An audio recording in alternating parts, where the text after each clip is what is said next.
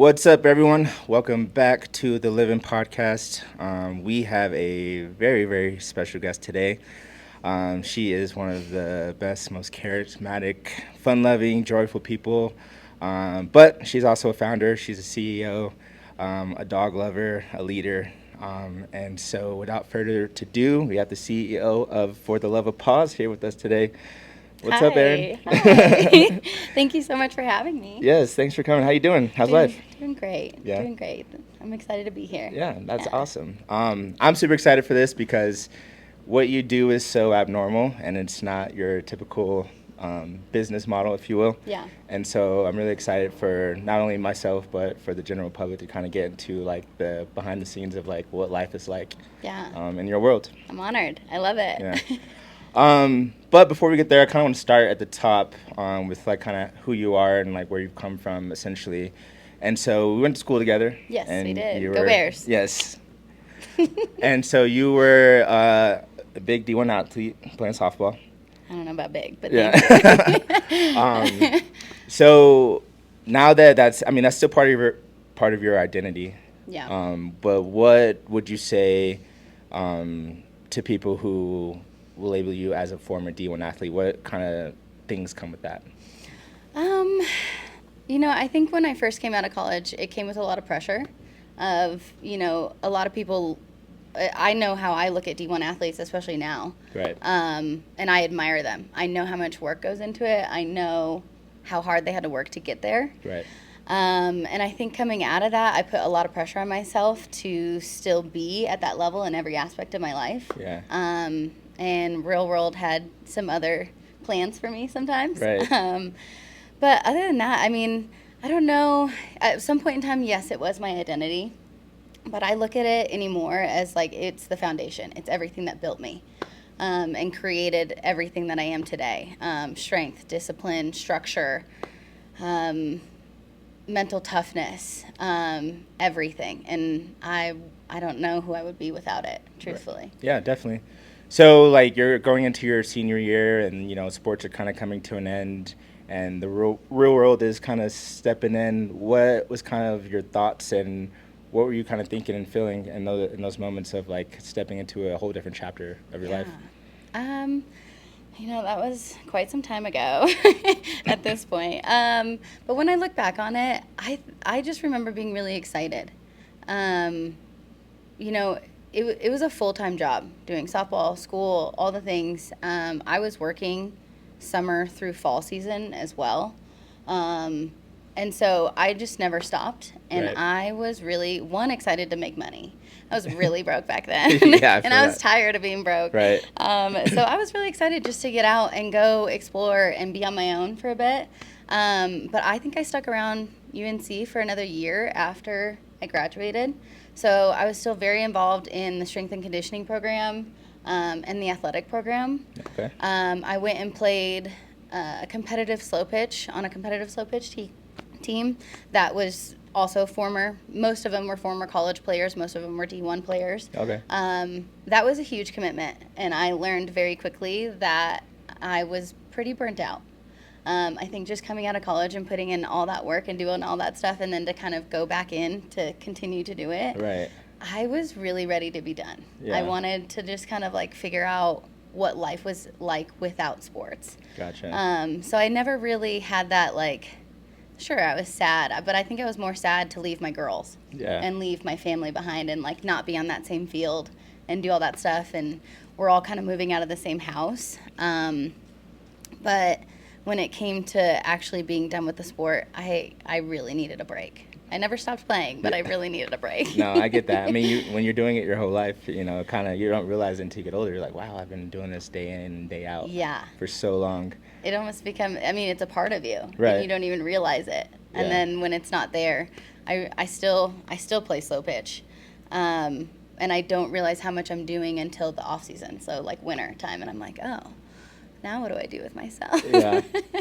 So through sport, what's the biggest thing that you learned about yourself, but then transitioning into not wanting to, be so involved, what did you have to like unlearn about yourself and your routine? Yeah, that's a good question. So what I learned about myself, gosh, so many things.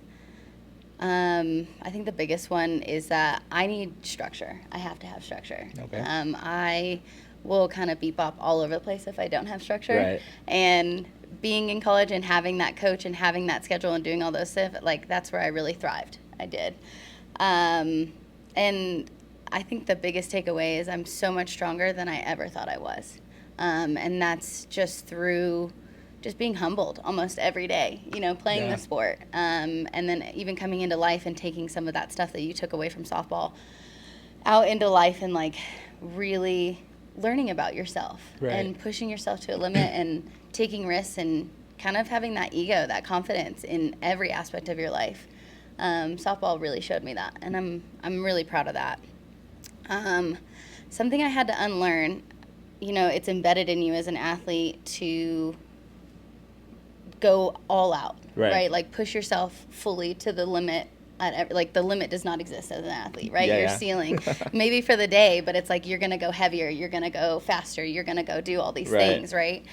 And while it does transfer into real life, but in entrepreneurship, there's burnout, there's stress, there's fatigue, there is a ceiling. Right. And I really had to learn balance and patience and trying not, and even just like conflict or like stressful situations, they don't always need you to push through it. Sometimes you just gotta like sit back and like just go through it and see what happens, and then sometimes the answer kind of comes out of it, and it doesn't need this like big forceful push, because sometimes you'll just make more of a mess with it. But I'm still learning on that. I've not fixed that. Still learning every day for sure.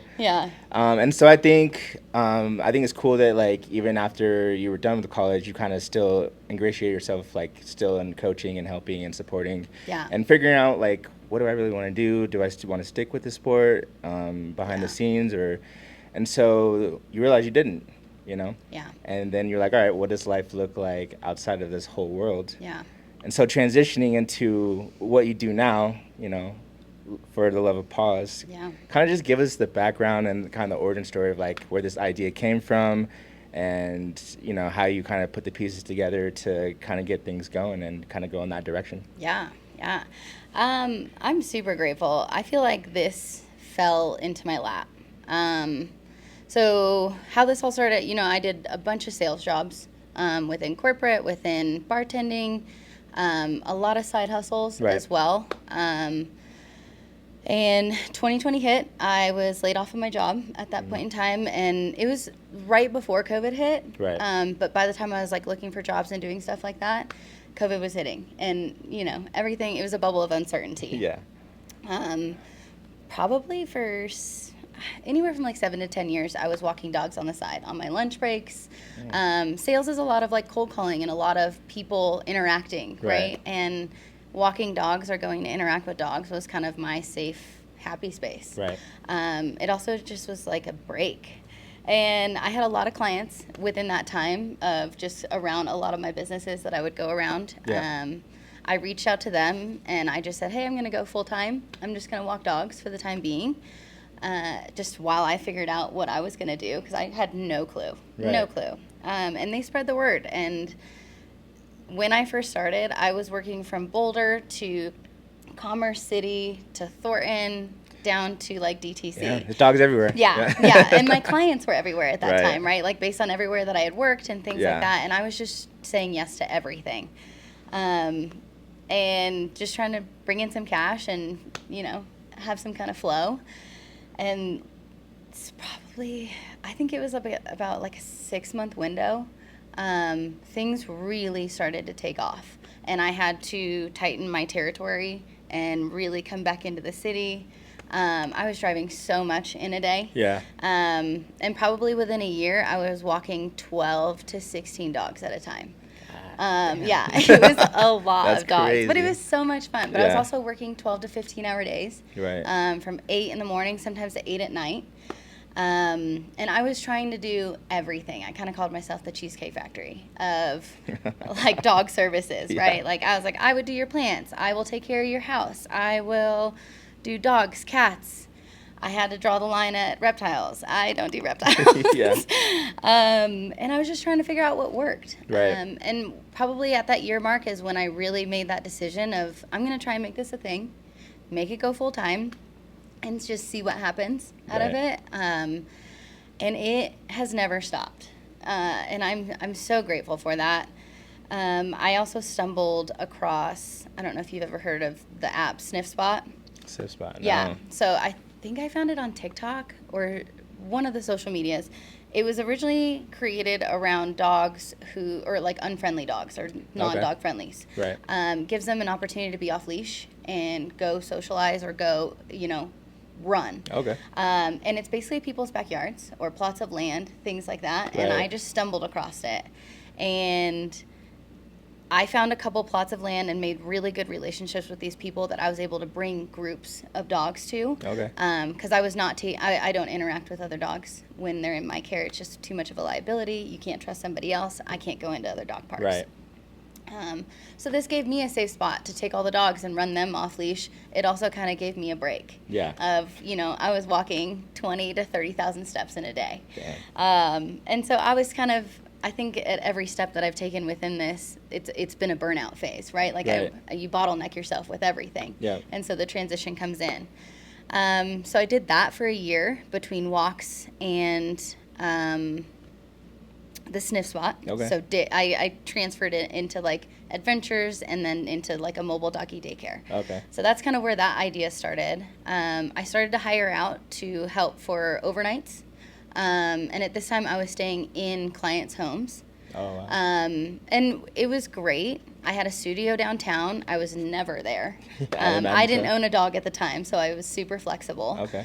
And it got to the point where I was living out of a bag and going from home to home to home, like never going back to my own house. And I learned that just takes a really mental toll if you're not. That's the structure that I had to really learn, that I had no routine for myself. Yeah. It was just up, go, and like it was like an Airbnb stay. Nothing was bad, right? Like I wasn't staying in bad homes. I loved kind of the mobility of everything that I was doing and the flow. But I missed being home. I missed having structure. It made my social life really hard. It made my dating life really hard. Almost impossible. Yeah, I can imagine. Yeah. And then I think it was 2023, I moved into the spot that you actually helped me bring in some turf towards. I was talking about that. Yeah. That was the first turf roll-in. And that was really when everything kind of flowed together. And I was able to have a routine at home. And now it's just kind of interchanging dogs pretty much 24/7. Right. I run daycare Tuesday through Friday, and then I have overnights kind of all week long. Unless I take off, of course. Yeah. I have a wonderful walker. Her name is Danielle. She's been with me for, I think this is her 3rd year. Okay. And then I've kind of had an interchange of a handful of other wonderful people. With this, I've had to learn that it's a part-time job for them usually. Yeah. And they're not here to stay. And I've, as a good boss, you have to love for them to come in and love to see them go. Right. Because that means something's working for them, that they don't need this anymore. Yeah. And they've all been wonderful. I've been burned a couple times, and that's a learning curve of hiring people. Yeah, And it is so brutal. It's so frustrating. But yeah, I'm looking to hire some more. I would love to get the overnights kind of out of my house and transition that out. Okay.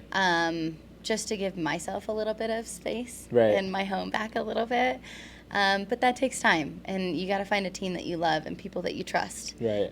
These dogs are people's kids, and you take care of them as though they're your own. And that's my biggest message, is those dogs are mine, and majority of the dogs that I have today are with me from the very beginning. Wow. And just kind of keep coming in and referrals and all the things. So I take great pride in the fact that they've stayed with me that long. Yeah. Yeah. And it says a lot about you, and it says a lot about what you've grown in your business. Yeah. And growing that organically as you did, and you have all these clients, which all these clients comes with, money as well, which is great. Yeah. But you kind of lose time and other things, as you said, with social life, dating, so on and so forth. Yep. But even through that time, you could see that as successful, but was there moments where you're like, there's no way this is going to work, there's no way this is going to last? Doubts in your mind that, I don't know if I'm, doing the right thing, or I don't know if like this is really it? Yeah. I don't know that I ever had the thought that this wasn't going to work. More so because I'm the sole operator of it. I know what I had to do in order to make money, Right. in order to pay my bills. I had it down to a science of like what I needed to make in a day or in a month, right? Like right when you started off, I was just happy to, I think I had a goal of like $100 a day. And that was just right when I started off, right within the first 2 months. Right. And then growing that, I was like, hey, I need $1,000 a week. Now we're going to get it there. And now it's like it's grown exponentially. Yeah. That I can now just do it on like a monthly thing, which is wonderful. But it never showed. I let my business like show me everything, right? What services were going to work. Because I was a Cheesecake Factory, and now I'm down to 3. Right. And I've perfected 3. And I love it there. Those 3 never showed me that it wasn't going to work, that it wasn't going to be consistent. I think if anything was going to show me anything, it was going to be COVID, right? When nobody was traveling, Right. Nobody was doing anything. And I still made that work with walks because everybody was at home. And they're like, I need you to entertain my dog because I can't do meetings or anything. And I'm like, okay, great. Yeah. Overnights weren't too much of a thing until probably the end of that year in 2021. Everybody was, I think, just sick of it. They were all, wanting to get out and wanting to go. Right. So that's really when that started. What was the second half of your question? I'm so sorry. No, I was just talking about like, Was it ever not going to work? yeah, or just like any doubts, like maybe it's too much, or Yeah, I think if I had doubts, it was more in the other areas of my life. yeah, Dating, socialization, like vacations. If I'm vacationing, I don't get paid. And that was a really harsh transition, especially coming from the corporate world. Right. You get your PTO. I didn't get PTO. Yeah. So if I needed to take time off, I had to structure that and save and make sure that I can make it through, a week-long trip or do something like that. Right. And which I was able to do, and I was flexible enough to do. Yeah. I think that there was a few hard times within even just my relationships in the past that it hindered a lot. I was staying at other clients' homes. And some of them were okay with them coming over, but it's not ideal long term. Yeah. The people that I was dating didn't want to come to the client's home, and I barely had a day off in a month. Yeah. And so that was just the transition of learning what kind of balance that was and Yeah. what I really wanted in my life too. So Exactly. even now, I had to find someone who wanted to be in my home, who's surrounded by dogs all the time. Yeah. They live rent free in my home. Yeah. So, but I've learned that I have a pretty good system. It's a well-oiled machine at home. And I'm able to have friends over. I'm able to have people over. I host all the time. Yeah. The dogs know. And if they're ever uncomfortable, like the dogs, if I know them down to a science, basically, like down Yeah. to their behaviors, right? Like if those dogs aren't comfortable with somebody over, that just doesn't happen. Right. But I'm able to have, structure it to where I have days off, to where I have nights off, to where I can go do vacations and do all this stuff. But yeah, long story short, I don't think I ever doubted it. Well, that's good. Yeah. No, and it shows. And so in those moments of like busyness and there's this, that going on, and you kind of feel yourself starting to get a little overwhelmed. Yeah. How do you recognize that, and then how do you pull back? And when you pull back, what does that look like to kind of cater to like your mental, physical, emotional health? Yeah. I think I'd be lying if I still don't run into that wall. Yeah. A lot of me will, I get requests months in advance. And one of my biggest, boundaries has been I accept 2 months at a time. Whereas prior years, I would accept 6 months in advance. Oh, wow. And that would hinder me, vacations, time off. Right. If I wanted to randomly go do something. Yeah. It really put me in a box. And that alone took a toll on my mental. Yeah. So I had to really learn how to communicate that to my clients.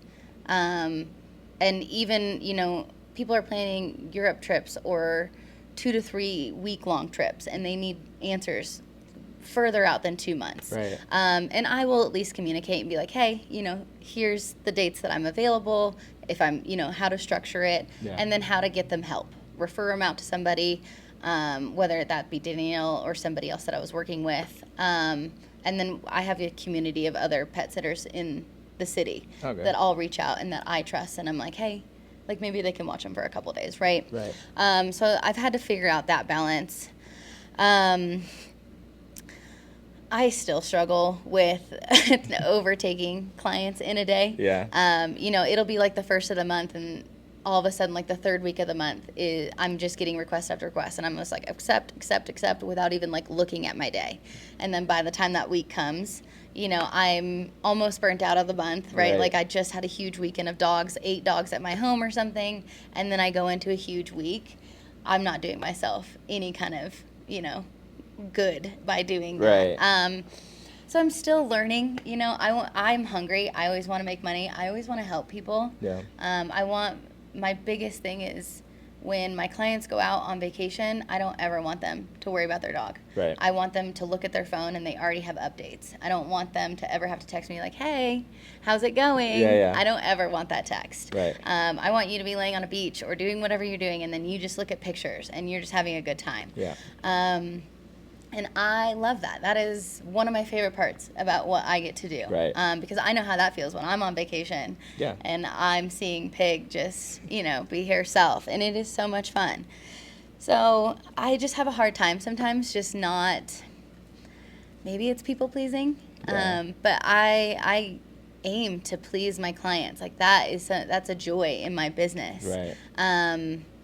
Yeah, and I can definitely overdo it a lot more than I don't. Yeah, I get that. Yeah. But how do you think you can better kind of create boundaries for yourself and in those moments where you're not overwhelming yourself and you're not being a yes woman all the time? Yeah. Like, what do you think you can do better? Or yeah. how do you think you can transition into more boundaries? Recently, I have structured it to where there's a cap on my daycare days, which I never have had before. I try not to go more than 25 dogs, and that's too much for me. That's a lot of dogs. That's a lot of dogs. So like 22 is pretty much my sweet spot of like the end point. Yeah. Anything under it obviously is great. But that's kind of my cap anymore. I think it's what I can handle. It's where I can still enjoy what I'm doing on a day-to-day while still controlling everybody. Yeah. It's like dealing with a bunch of toddlers who can't tell you how they feel. Yeah. It's truly like they're a bunch of 2-year-olds is really what's running around. I take Mondays off now. I've always taken Mondays off, but I saved those days for meet and greets. Okay. A lot of admin work, things like that. And anymore, I have completely taken off. I put my phone on D&D. I don't respond until Monday night. I will respond to Danielle. She works on Monday through Friday. So Gotcha. if she needs anything, I will respond to her. Okay. I have just been more intentional about my phone and putting it away because, I love it, but I have allowed a window where my clients can text me at any point in time. If they need anything, emergency, all these things. But I've also groomed them that they may not get a response right away. And if it's an emergency, call me. Right. But other than that, it's really just come to intentional time to myself. Right. I've been really intentional about working out, which Yes. I let that go for a long time. Yes, I see you in the gym every Yeah, morning. To yeah. go, hitting the stairs or whatever that little thing is. Versa climber, you should come join Yes. me. It is one of the hardest things I've ever done. It looks like it. But really intentional about that time. Intentional time with my friends. Yeah. At least once a week, whether that's a dinner or, a night out, whatever that looks like. Right. Same thing with my boyfriend. Just a date night, even if that's in the house or out. Right. And then other than that, I think I've kind of got it down to where it's a pretty well-oiled machine. I think my next step is figuring out how I can go on vacation and still have this really, really operate. I need, I went to Florida last year and they held it down. I was in an area where I had no service at all. Okay. I was out camping, and this was the first time I think I was completely off the grid.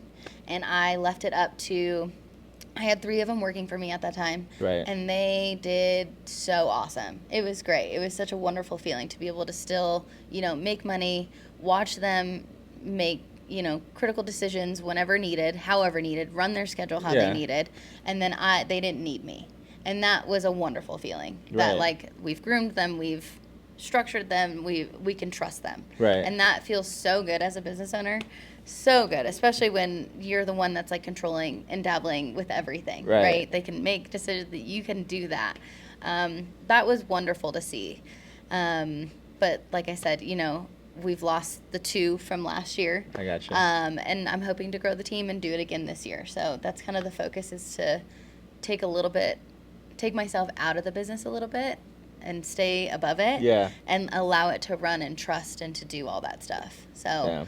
So would you say that's kind of, maybe not the ultimate goal, but is that like a huge goal to where like you could be more hands off and oversee? I would love that. It's kind of a toxic trait of mine, but I want to just like control. I also love I love working. I love like the manual. It keeps my brain busy. I'm a very busy person. Right. To sit down and to do nothing, and it's not to say that being up here is doing nothing. But I enjoy interacting with the dogs. I love what I do, and I love my clients. Right. They have become friends over the years. But yes, that is the ultimate goal. I want more freedom. I want a little bit more passive income coming through here. Right. And also just trying to figure out how to grow it in a way that makes sense. Right. I'm never really looking to make a brick and mortar.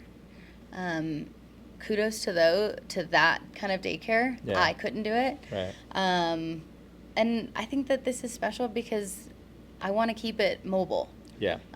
There's something to say about the convenience of what I do. You can have your whole routine with your dog in the morning. Yep. And go to work. You don't have to stress about, going out of your way to a daycare before work, right. going to work, and then after work you have to go back there to go get them. Yeah, and you're working from home. Yeah. And then same thing with vacation. The last thing that I want to go do is get in my car and have to go somewhere else. I just want to go home. Yeah. And I typically drop off your dog basically as you're landing or a couple hours before you're landing. Right. So everybody's just kind of back in the home and back in their routine, and there's a major convenience and a major luxury to that. And I think brick and mortar kind of takes away from it, and I don't want that.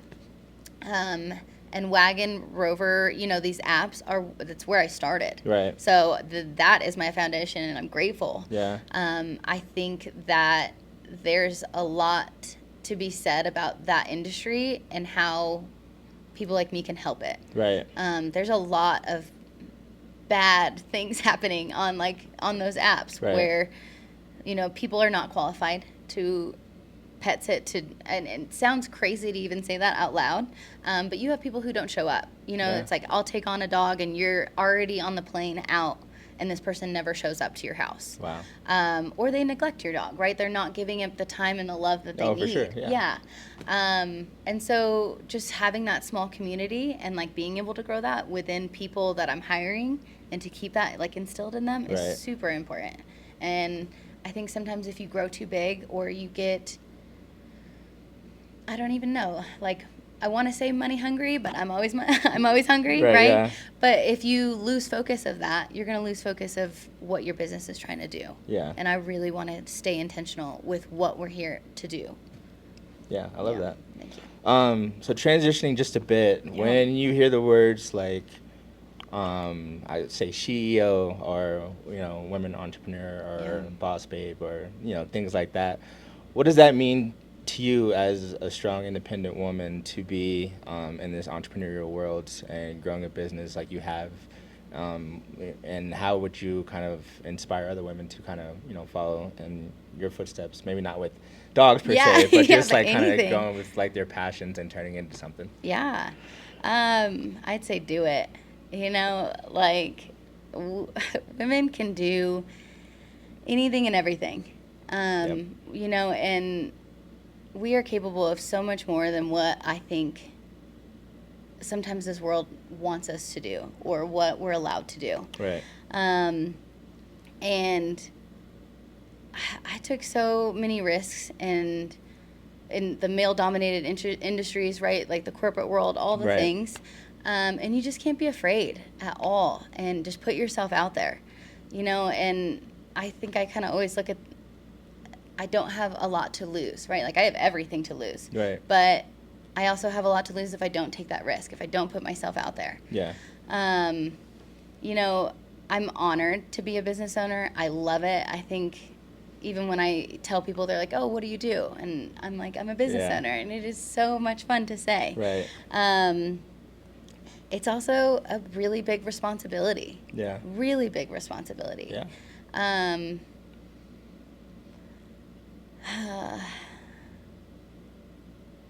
don't know. Sorry. No. I'm losing track of thought on No, that one. You're good. You're good.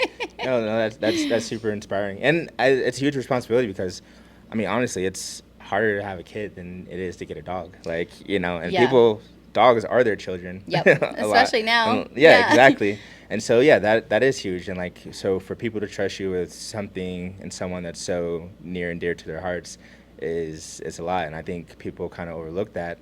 So, on the surface level, people could be like, oh, she gets to play with dogs all day. Well, Yeah. but what don't people understand about, the dog industry, and what don't people see behind the scenes that, that you don't show maybe on social media or whatever? There's a lot I don't show on social media in a good way. The first thing that it just comes to mind when you ask me that is, I brand myself on luxury pet services.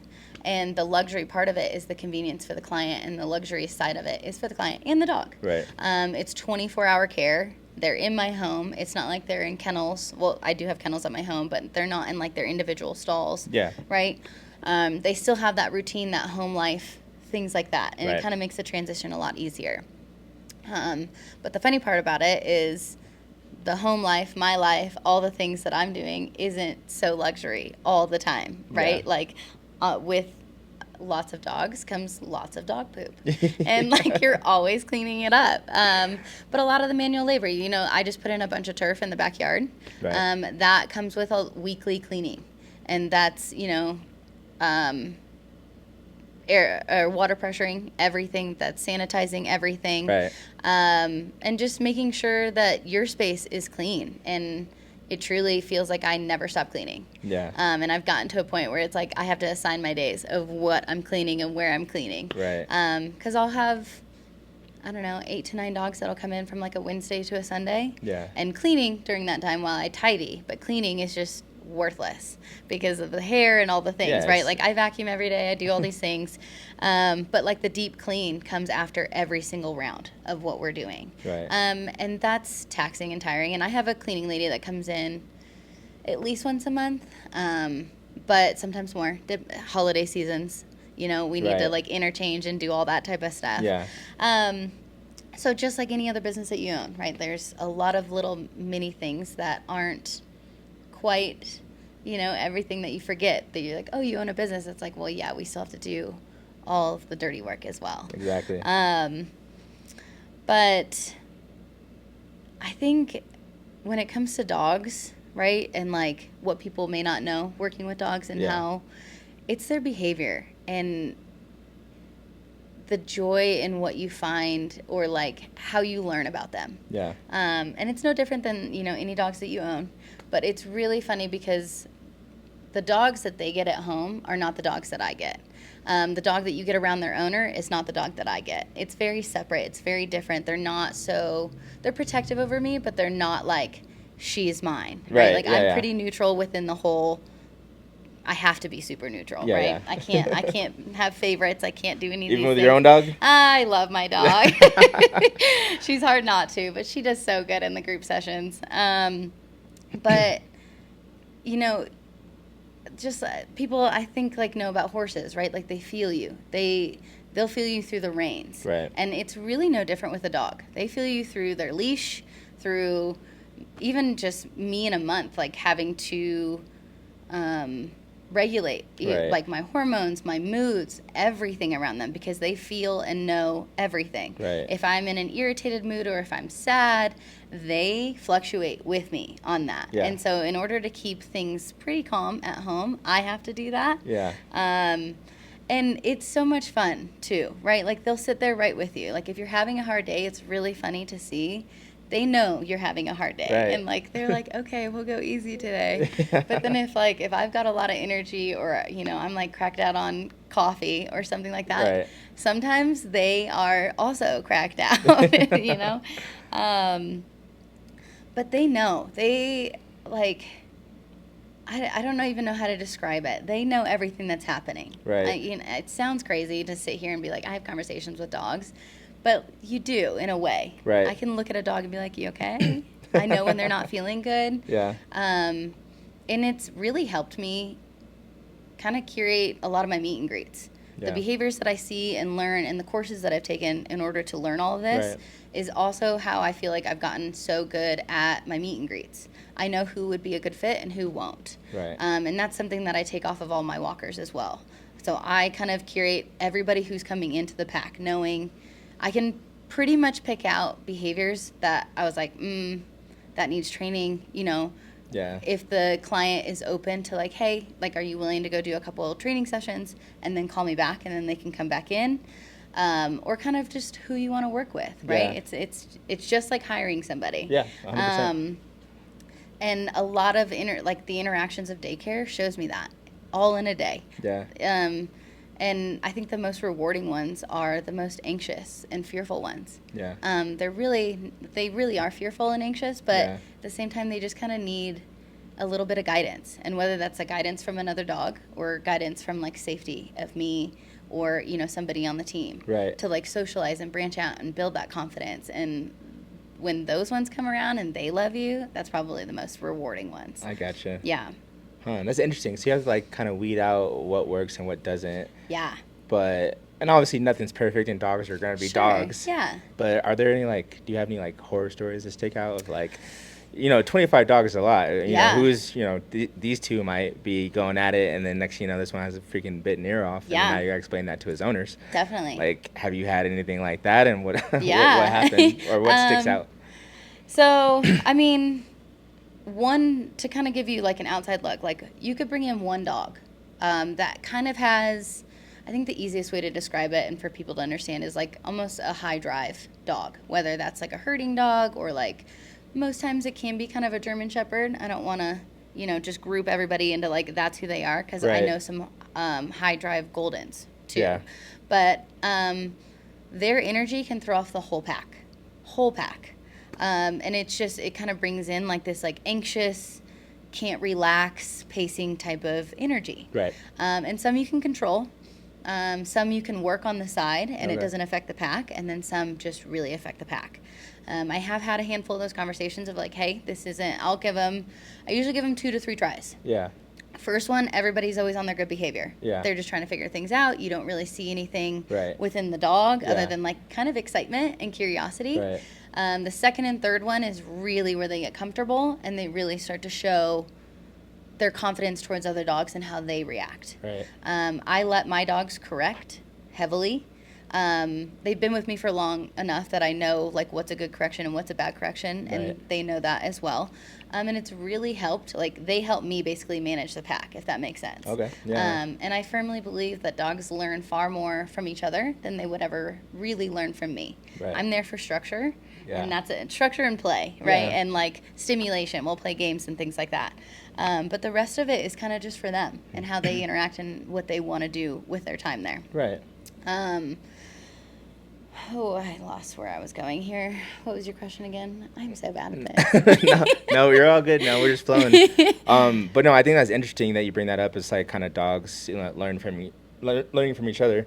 'Cause you think about like us as people, we grow up together, and as we go from elementary to middle and whatever, Yep. we're around our friends and we're around our peers more than our teachers. Yeah. You know, and learning from each other can go, you know, good or it can go south. Yep. depending You are on who you you're surround around. yourself with, right? Yeah, so I think that's really Yeah. interesting that you kind of like bring up that point and like even seeing that within animals. So Yeah. it's probably very powerful for you. Yeah. So what's one of the biggest things you've learned about like dogs that maybe you can even, you know, transfer that into like human life, or what have they taught you kind of about just, you know, life and humanity just as you watch the dogs do their thing? Yeah.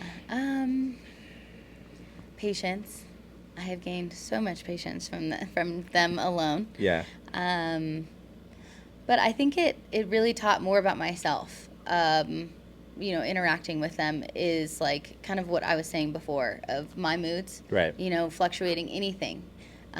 They react off of it, and it has really made me be more intentional about myself, my mental health, but also just regulating my emotions. Right. What's worth the frustration? Am I really frustrated at the situation of like the dogs, or am Yeah. I frustrated at like my life or whatever's happening that day, or the stress of the business, whatever is happening, right? And really trying to regulate that and just staying steady. You know me, I am on 10 all the time. High energy. Yeah, and so they really feel it when I'm low. Right. And in that middle ground, I mean,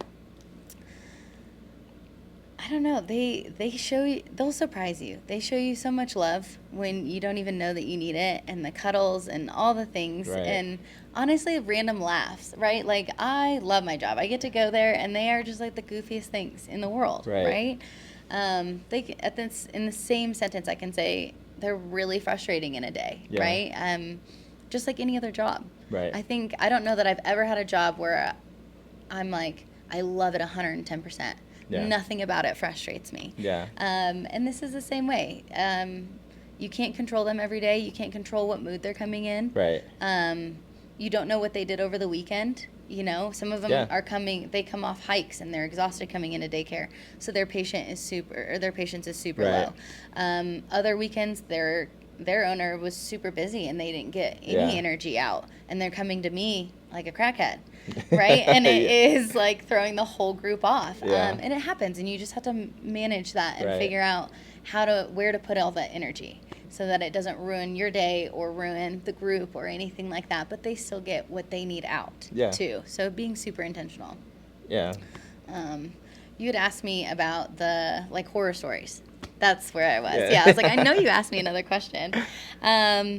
So I haven't had many, and I'm very proud to say that. I'm very proud to say that. Over the course of 5 years, I've probably had 5 incidents. That's not bad. No. 1 year. And I haven't had anything, knock on wood, I haven't had anything that's awful. I think my worst one was, poor Hobie. He is our German Shepherd. This was over Christmas break. Yeah. And we were still using kind of the sniff spot areas. Yeah. And I sometimes bring out tennis balls or things like that. Yeah. And in that moment, I was picking up all the tennis balls because you just pick up the yard before you leave, right? Pick up poop, pick up the yard. And I had turned my back, and there was a ball behind me, and these 2 dogs went at it. And unfortunately, it was like a pit bull mix and a German Shepherd. So. Oof, yeah. You already know. Yep. So they've got some bite to them and some, and they're both very strong, very strong. But I took courses for years, even leading into this, still take yearly courses on what it's like to handle those situations and those behaviors. Yeah. And what you can do. And I did, on top of loud noises, deterring them, whatever that looks like. Some situations you take out their hind legs because that's where their power is coming from. Right. But in that situation, it was the 2 of them. They were both going at it at the same time. Damn. And it wasn't really a situation that I could step into other than just kind of deterring them with loud sounds, things like that. Yeah. And I was really grateful in that situation that nobody else in the pack also got in. I think that is always a fear of mine. Right. You're working with animals. Something's going to happen. At the end of the day, accidents happen. And I've got it down to a science, I feel like. But at the end of the day, I can't ever write it off. It's never going to happen. But I have to keep myself safe. Right. So my biggest thing was let them duke it out for a second, right? And neither one of them it was louder than it was what was actually happening. Yeah. But Hobie ended up actually having a pretty good puncture wound on his arm. Oh, no. Every spot that we at least used to go to and still kind of go to, I always know where an emergency vet is, whether that's from my house or any of the spots that we are renting out. Okay, that's good. You always have to know, the timing of things, where you're going and all the things. Right. This was really new. This was probably my 2nd or 3rd year into this, and this was my first real situation. Oh, shit. And I knew where the vet was, but nothing prepared me for the fact that all the dogs had to go back in the van in order to get to the vet, including the 2 that didn't get along. And I was like, oh, what do I do here? And I was able to anchor them, make sure that once that happened, they never went back at it. And again, I was grateful, right? Yeah. Not every situation is like this. Yeah. But I was able to anchor everybody to the side and have some space. Same thing for the vet. I had to go into the vet and leave the dogs in the van, Right. and that's unsupervised, right? Yeah. Like I had to like balance a lot of these things. So I learned a lot in that first session of like how this needs to be handled, who I need to call for help, Right. and having a backup plan. Yeah. Just like everything else I think you get in life, right? Like you don't really learn a lot of your lessons unless you're going through it and be like, oh, I didn't even think about any of this stuff. I've had a couple here and there of like nicks, marks, things like that. I'm to the point Yeah. where I know what's an emergency and what's not. Right. That's been my only emergency. Yeah. I got him to the vet within 8 minutes of it happening, Oh, wow. which is great. Yeah. And even with a puncture wound anymore, they won't do anything. It's like you just have to heal it and clean it. Yeah. Put a and Band-Aid on it. Yep. See you later. Yep. And since then, I mean, I've had a couple bites here and there. Nothing has been wild. And those conversations with the clients don't scare me at all. Yeah. I allow them to make that decision of like, hey, do you want me to take them? Do you want to come get your dog and you take them? Right. If it is an emergency and I need to make a decision, I will do that without question. Yeah. But everything else that's kind of been in my care, I'm like, hey, this has happened. I show pictures. I send a big long text about like what happened, and then I say, you're free to give me a call. Right. I just wanted you to see pictures, what happened, and then we can talk about what we need to do or what you want to Right. do. And most times when they're in my care, especially like overnights or things like that, I have enough things that are at my house to help sanitize it, keep it clean, Right. doing all the things, and then by the time they get home, it's either scabbed up or completely healed. Yeah. So we've got a pretty good routine around that, and nothing really scares me. Well, that's good. Yeah, it's great. I think the funniest thing is when I'm out in public or, we'll go to like my softball games or at beer gardens or things Yeah. like that. Those places are not relaxing for me at all. It's almost like going to a dog park. My head's like on a swivel, and You're talking about like taking other people's dogs or your own dog? I don't take my other people's dogs Oh, unless okay. they ask, but there's very few that I would take them out. It's just Yeah. a liability. You don't Yeah. know what other dogs are going to do, and then Exactly. you don't know what they're going to do with humans around, right? Right.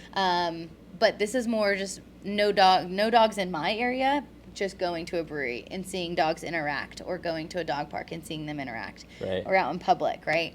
And I can tell, like, almost from barks or body language about Yeah. what's happening.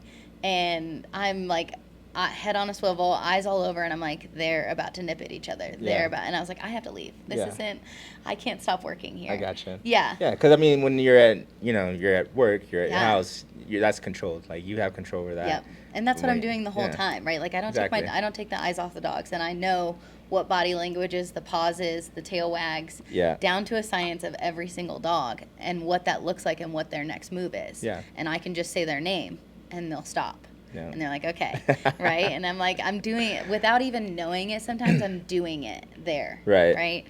It's almost like being a bartender or a waiter. You're critiquing everything that they're doing. If you've done it before, Right. it's like you're critiquing everything. Yeah. And that's me around any kind of dog situation. It's miserable. You're a pro. Yeah. Yeah. So at this point in your life and in your business, so as an athlete, you're judged on wins, losses, Yeah. how high you can jump, how far you can throw. In your case, you can hit the ball, so on and so forth. In business, you're judged on profit, loss, sustainability, Yeah. consistency, all those things. So for you, what does success look like now in this season of your life versus when you started? Oh, man. And how has that evolved over time? Everything, I feel like.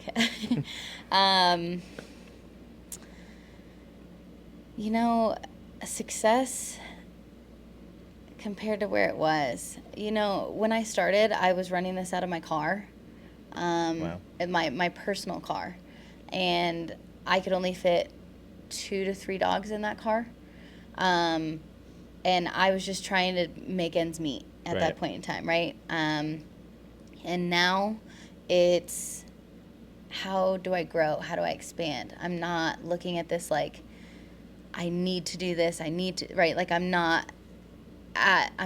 making ends meet. Right. I'm almost too big for myself at this point. I just took 6 months off of not taking anybody. I just put a hold on all new clients. Wow. And it was just really overwhelming, especially going into like the holiday season, Right. taking on and affecting the pack in that Yeah. aspect. And knowing that taking new dogs for overnights throws off the whole thing too. Yeah. So being able to do that and not take on any new business for 6 months and still be okay. That's huge. Yeah, it's great. Whereas before it's like I couldn't say no.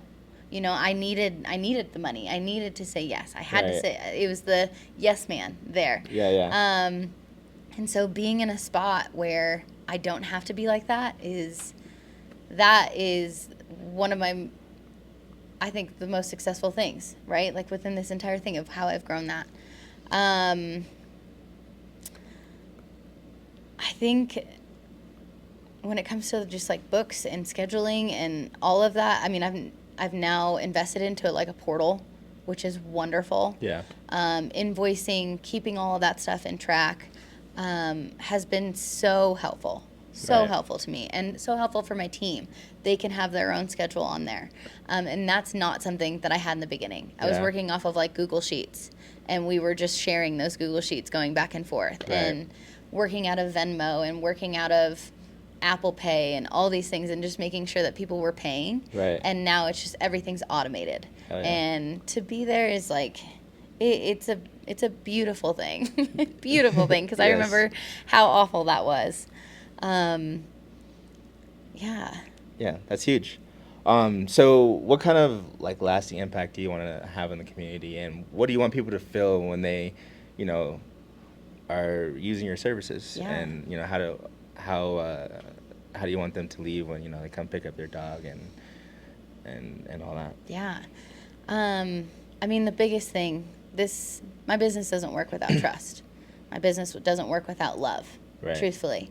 One of my big statements that I say within every meet and greet is my relationship with you, and this is me pointing to the owner, is just as important as my relationship with your dog. And as long as you trust me, as long as there is an understanding of like how this operates and you feel comfortable with what I'm communicating to you, how I'm communicating, whether that's, you know, tough statements of like, hey, your dog's doing this, we need to correct this at home. And you do correct it at home. There's a level of respect there, and then vice versa, right? Like I always say, if your dog's coming home with behaviors that you don't like, tell me, because they're learning them here. And I need to correct them just as much as you do. So it's just a well-oiled machine and a well-oiled team that my business wouldn't work without my clients. And I know that it comes down to like my business wouldn't work without having dogs, right? But it's become a well-oiled machine because of my clients, because of the work that they're putting in behind the scenes, what I'm doing, the communication, and like just the dedication to trust me to do all that, right? And that takes a lot. I think there's a stigma behind, and I've seen it, I've witnessed it, and I've learned about it, is, you know, some people kind of send their dogs to daycare just to get energy out. And their dog may not need just to get energy out. It needs to be stimulated in other aspects, right? Like of brain work. It's not just physical exercise. There's so much more that you can do with a dog in order to do that. And we do that. And I think that just like we are not the place where you just like send your dog to daycare just to get energy out. We're a place that it's a family. It's a home. And I want you to be able to, like I said, go on vacation and never worry about anything. And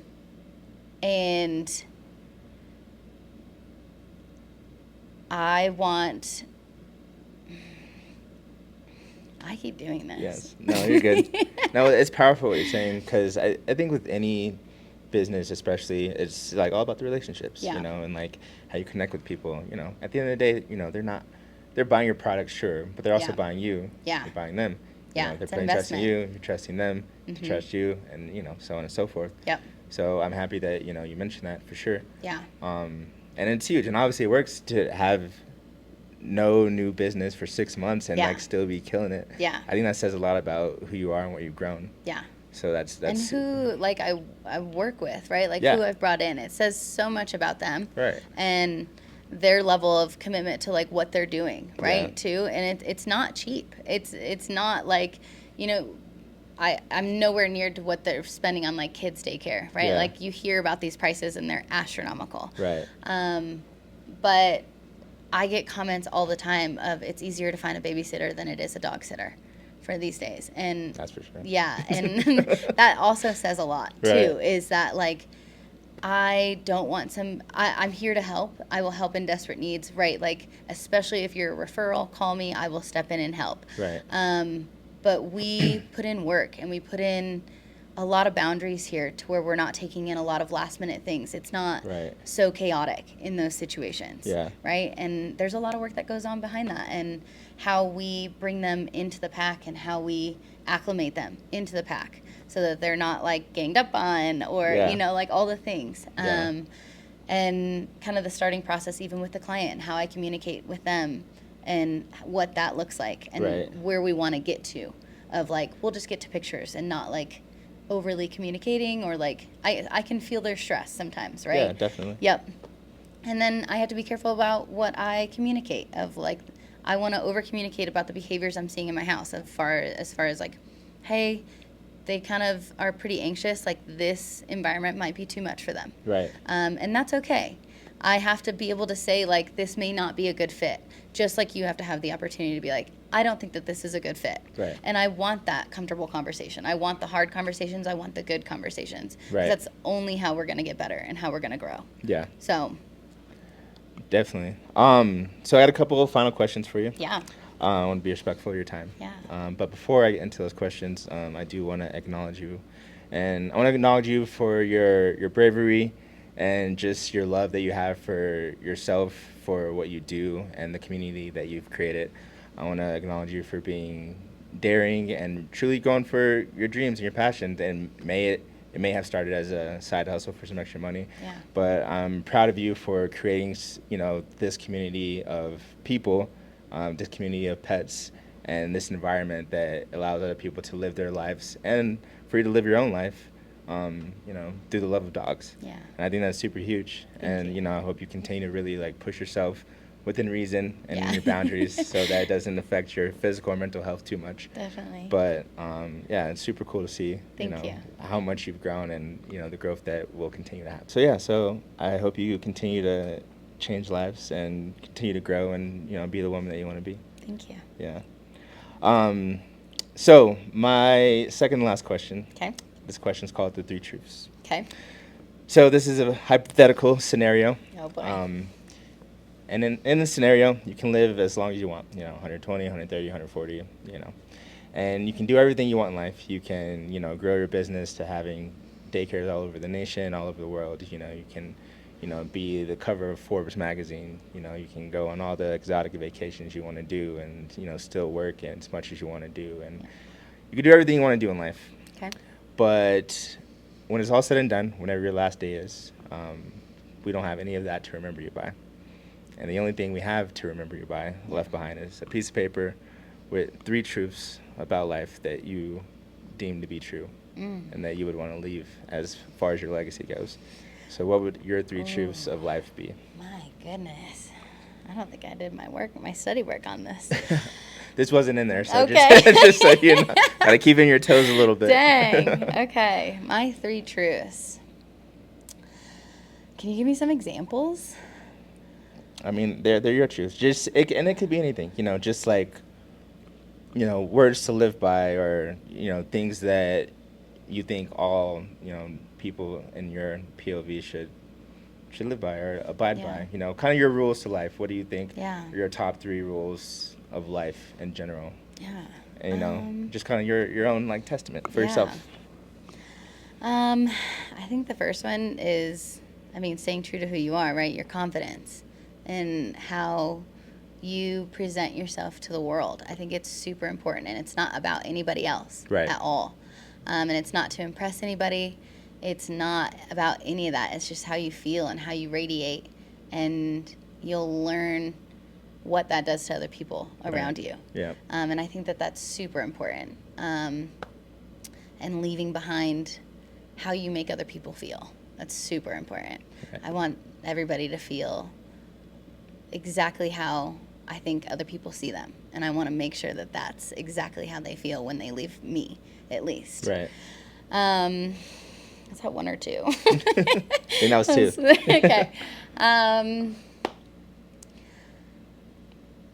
think the other one has to just be, it's almost like it has to do something of just being fun and like really unafraid to just go do something and be weird and be authentic and to just go do it and not care about anything, right? And I heavily live that life. And I think you can absolutely work so hard, but also have so much fun while doing it. Right. And I don't think anybody should ever sacrifice their fun. That's something like your laughs. Yeah, who you surround yourself. To that. Yeah, 100%. Sure. Like you have to be able to laugh. You have to be able to just be weird and so comfortable with the people that you surround yourself with. Yeah. And it pours into every other aspect of your life and how you show up for yourself and other people. Right. And if you're not having that fun, go find it. Yes. Or come hang out with me. Yeah, say less. It's beautiful. It's powerful. So my last and final question for you is, in this season of your life, what does LIV'N mean to you? Oh, I think it's ties into everything I just said of just authenticity. I have never felt more myself than I have, as I keep going, as these years, as I get older, I feel more and more confident in myself, in my decision making, in the paths that I'm taking, and who I'm surrounding myself with, and how I'm showing up.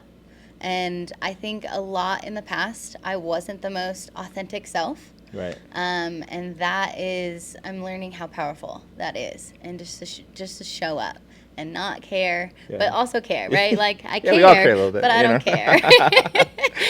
Yeah, that's the life that I want to live. It's very present. It's very intentional, and it's very authentic. Yes. Yeah. Beautifully said. Yeah. Thank you. Yes. Well, everybody, Erin Geddis. And we out.